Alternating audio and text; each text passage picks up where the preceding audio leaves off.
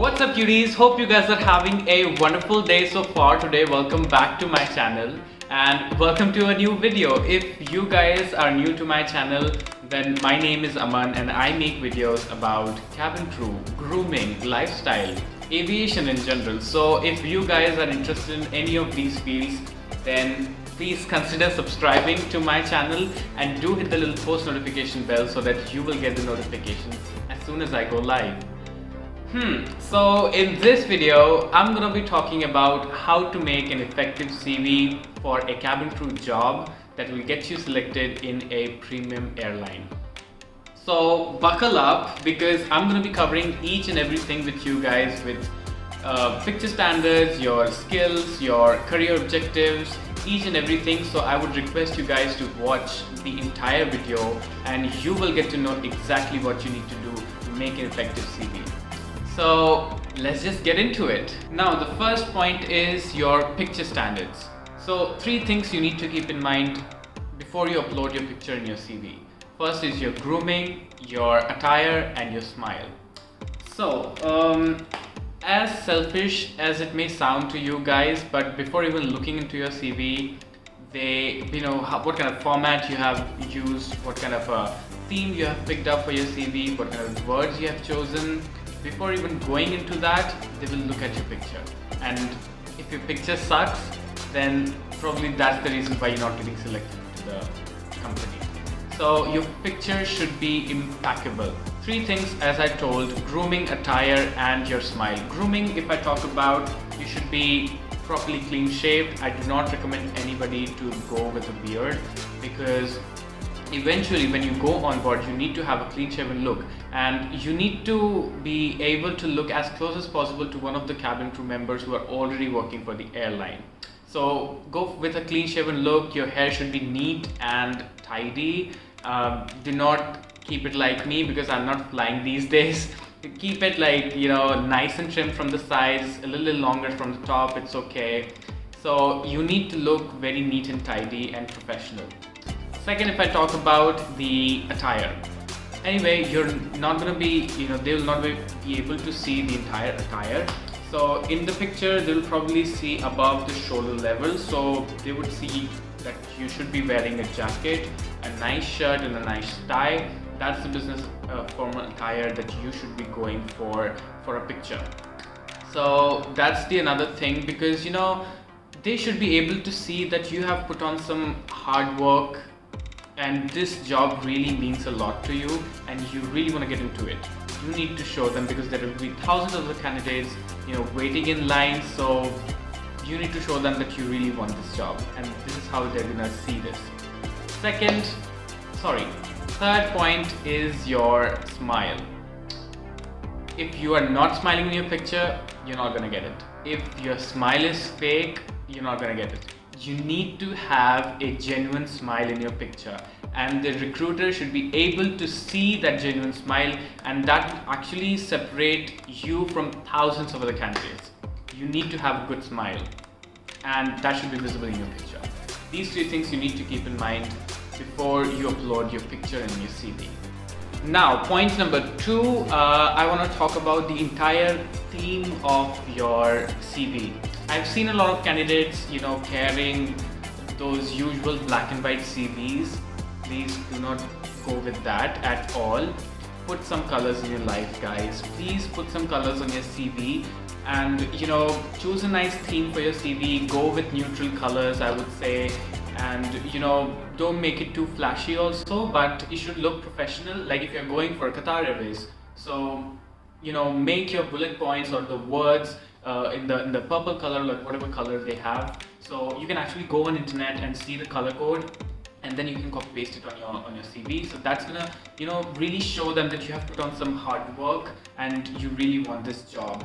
So just go with that. Choose a nice theme for your CV. Don't be like too artistic also after listening to me, but go with the neutral colors, go with basics. Do not go simple black and white CV.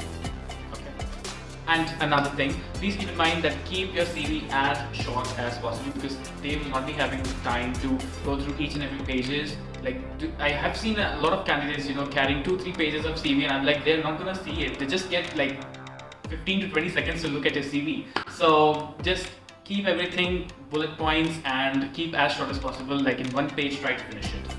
That's my advice for you guys. Now the point number 3, I want to talk about your contact details. Mention your contact details right under your picture, like wherever your picture is, right under it you can mention about your contact details, like your phone number, your email ID, and other few details you can mention over there. Like you can mention about like your address, one-liner address, just like if you're living in Andheri, East Mumbai, just mention Andheri, East Mumbai, that's it. Mention about your height, weight, your nationality, and if you're experienced, then what kind of fleets you're trained on to, so you can mention about that. And you can mention about your nationality also. All of these points, mention it under your picture. Because why I tell you to mention your contact details right under your picture, because if you get selected, so it will be easier for them to contact you. So that's why I say that mention it right under your where your picture is. Now the next point I want to talk about is your about me column and your career objective column. You can skip about me column if you want, but do not skip your career objectives. So in about me, you can mention something like something about yourself, like one line or in 2 sentences you can finish it. Like I am an experienced airline professional who is like motivated, outgoing, blah blah blah. You can mention something like that. I'm just making it up right now, but you can find much more good answers on internet if you go, and just look like what you are and mention about that. And in your career objectives, do not write immature answers like I love to travel and I like to travel and I always wanted to travel throughout my life and I want to interact with new people, blah blah blah. Do not write about that. Please write something which looks extremely professional. So you can write something like aspiring candidate, who is aspiring to work with an international reputed airline, and I want to grow myself with the organization. Something like that you can mention. I am not telling you to mention exactly what I just said. I just made it up, but mention something like that. Do not write immature answers. You need to write it in a very professional manner. Now, next point is about your skills. So in your skills column, you can mention 2-3 words also, or you can mention one-liner also.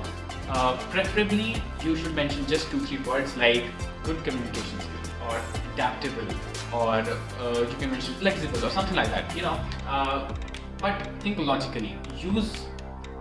Write only those things which you will be able to use when you get into the airline. So if I talk about adaptability, so you will need that skill in your life because you might not be working from your hometown. You might not be working from India. You might have to go to Doha or Abu Dhabi or Dubai, somewhere. So you need to have adaptability as your skill, so that you will be able to work with the environment in a more positive manner. So that's how you can write about the adaptability, like your good communication skills, because you interact with many people which are from different nationalities and everything. So good communication skills is really important. So mention about that, think logically, and then mention about all of your skills. Now next is your experience column. So if you are a experienced professional, so write about the companies that you've worked with and the time span that you've worked with, and you can mention a sub-column named like achievements. So you can write about all the things that you achieved while you were there in that company. For example, if I talk about myself, I became crew of the month, best cabin crew trainee, or something like that. You can mention in your achievement column. And what all companies that you work for. Do not exaggerate it, just keep it simple and point to point. Now if you are not an experienced candidate, then you might have done some kind of internship, so like 3-month internship or 6-month internship, where you have a valid proof for that. You can mention about that, and you can mention about something that you did in your school days, like you were a cultural coordinator. Like you need to display all of those qualities which are needed to become a cabin crew. So you can write about all of those things. You can mention about if you have worked with any kind of an NGO or you have done some social service in the past. You can mention about that as well. So all of these things will come in your experience column. Now the next point is about your education qualification, your professional education. So the sequence which you need to follow is, first you write about your graduation, then your 12th, and then your 10th. So this is a sequence which you need to follow. You also need to write about your percentage that you have scored in those examinations, and because a few airlines, they like the startup, they need a certain percentage to select their candidates, so it will be easier for them to shortlist the candidates. So first graduation, 12th, then 10th. This is how you will write your education qualification. Like in your education column, you can also write a sub column named like others or interests or something that you did when you were in school days. Like if you won a medal in swimming or something, but you have to think from a cabin crew perspective, that is it important and is it like worth mentioning in your CV, because you need to mention all of those qualities only which are which are required to become a cabin crew. So do not write something like dancing or singing or something like that, because that is just useless. You will not use it, dancing or singing on board. So write it as per the cabin crew perspective. Do not just write anything in it. Next column which I talk about is about the languages. I always keep the language column separate, because that will actually help because languages are one of the most important aspects of choosing candidates, I would say. So if you know more languages, if you know more international languages, that's good, that's great. That means that you have a plus point, and that will actually separate you from thousands of the candidates. So mention all of the languages that you know. That, for example, if I talk about me, then I know Hindi, English, French, so I can mention about that. You can also mention about the regional languages that you know, but keep the language column separate. So this is the entire format that you need to follow. I will show my resume now to you guys, so that you will get an overall idea like how a resume should look like. So this which you see on the screen is my resume.